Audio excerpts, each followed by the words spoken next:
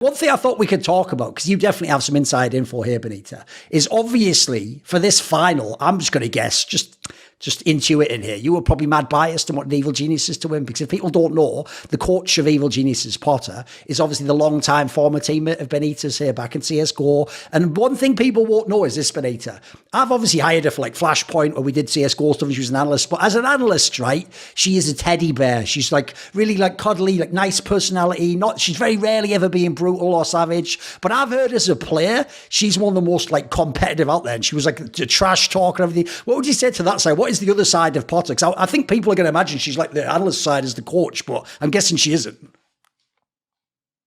Oh man, Potter is I can't even think of like a word to, like, you're right. Like outside of the server, she's like an amazing human, like very, very, what's the word? Social, and yeah, for sure. Like she has that like aura where like she'll like kind of like drag you into her vibe. You know? Absolutely. She's really chill. Yeah, exactly. Yeah, chill, and really fun to be around. And then when you're in a server with her, whether it's like a coach slot or player slot, I haven't been with her as a coach, but she was my IGL for a very, very long time.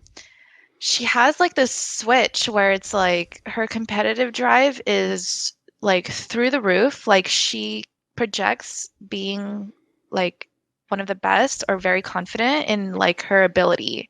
So that's kind of what you want in a coach or IGL, is like the confidence in their ability to read the game. Yes. And she's very, very good at that.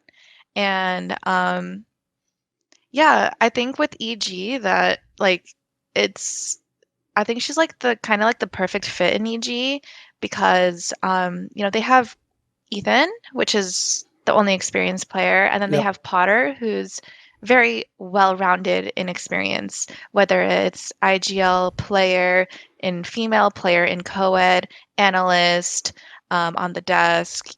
She's just very well-rounded, and I think that newer experienced players can learn a lot from Potter. So.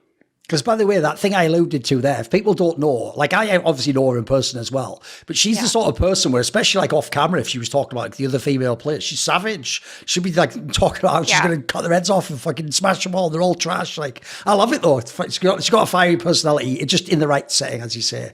Absolutely. Yeah, it definitely brought us like that fire personality. Like, you need one of those on every team. Yes. If you don't have that, like, you're not going to, you might like not win a tournament, because if you don't have that fire, confidence, personality within your circle, like it's just, you're lacking in a department. Yeah, I would actually say that's actually an area. I took me a long time. I wasn't the most social person in the beginning of esports. I used to just look at the players in the server and do what every fan does. Like you put together the all-star team, or you put this guy. What you have to realize is, like you're saying, you also need like a personality balance. Like everyone can't be like that. You can't have everyone be super intense. You can't have everyone be super laid back. You got to like get the balance just right, so they sort of offset each other. You cover each other's weaknesses. Everyone's strengths band together. I definitely agree. That's like a thing I've noticed over the years. It's why in every team there'll always be that person that gets the blame if you lose. Like laughing, and it's like that might actually be the guy who's like raising them up out of being depressed because they lost the game. That might actually be why they bounce back next. So it's always tricky to judge those personalities for sure. What do you think, Gio, of this EG run? Obviously it's pretty epic they made the final, and as you say, it was actually a close final. Yeah, I mean, I've been really impressed with EG. I've obviously been like humble bragging because I did a video in like you also did say they were the team that will go to the final, by the way. Oh, you said they'd do better than everyone expected. I did like a video in January saying that EG were going to be the best team in Americas, and everyone thought I was crazy.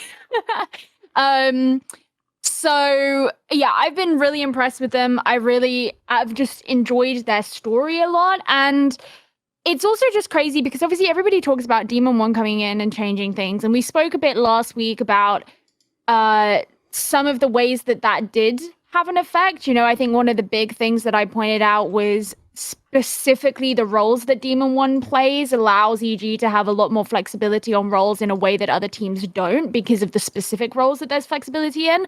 But I do think that, this EG roster being as good as they are as the 5-man roster it's whatever Potter is adding is unlocking them, because I think that one of the really impressive things about EG is how prepared they seem to be for so many different scenarios.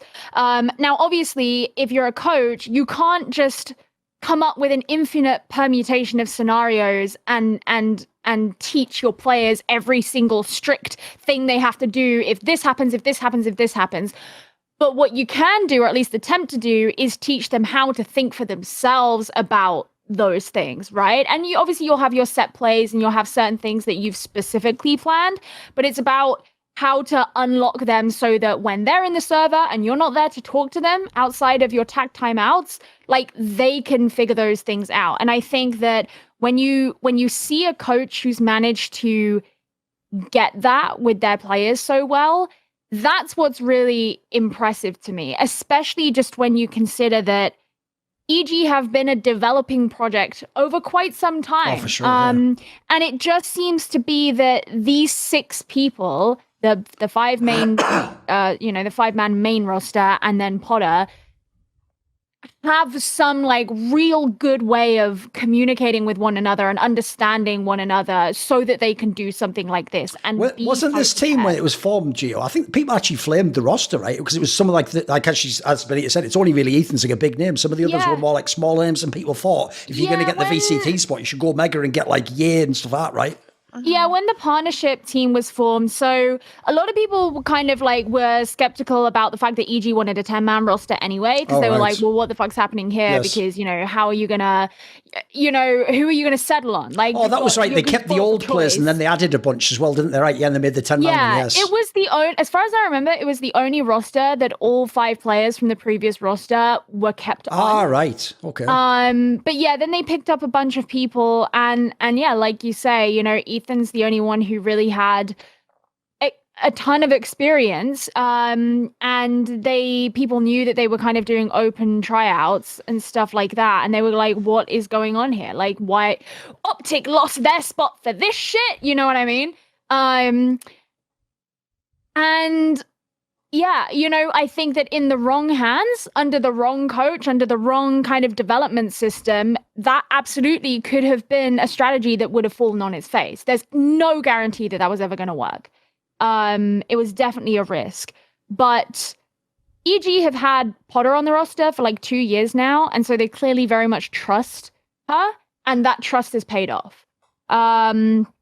So yeah, I just find them super impressive, because if you compare it to a team like Fnatic, who are also very good at being prepared for a lot of different scenarios, the difference is Boaster is their IGL, and while he's obviously not their coach, he works so closely with Mini to also like come up with those strategies and stuff. So they essentially have a sort of semi-coach on their roster with them and can like go through these things in real time while they're playing. But EG don't really have that. So you have to kind of, as a team, learn to be extra prepared. And I feel like what I'm saying here is essentially speculation on my part, because I haven't been on a team, but maybe Benita would be able to like confirm or deny. Yeah. I mean, if you don't have your coach and IGL sitting together most of the time and discussing theories or whatever, protocols, reactions, if you don't have that, like, yeah, you're always going to be on 2 different pages. The team is probably not going to work out in terms of finding success. But yeah, another point I wanted to reply to something about EG. I think that EG as an org has kind of demonstrated that they like believe in their like system. Sure. Like they don't care about like anything else, and they like really focus on their developmental program, and they like believe in it, which is like, not many orgs are like that at all. Yes.